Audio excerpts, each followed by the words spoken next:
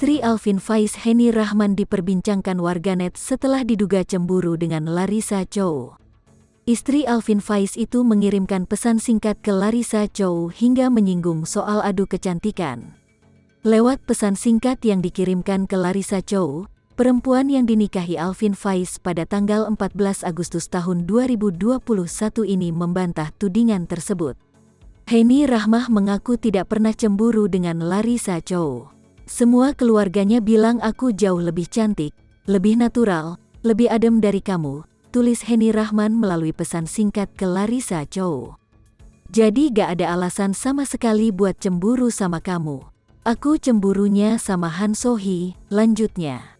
Han So-hee adalah bintang drama Korea berjudul My Name yang sedang digandrungi Alvin Faiz. Pertengkaran itu diketahui setelah Larissa Chow mengunggah pesan pendek dari Henny Rahman ke akun media sosialnya, Sabtu malam. Larissa Chow seolah tidak peduli meski dianggap tidak lebih cantik dari Henny Rahman. Ia yang lebih cantik @Henny Rahman, tulis Larissa Chow.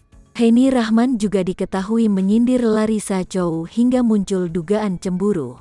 Selama ini aku dimin, giliran diladenin kepanasan sendiri. Ya udah sok atuh mau bikin drama apa lagi, tulis Henny Rahman.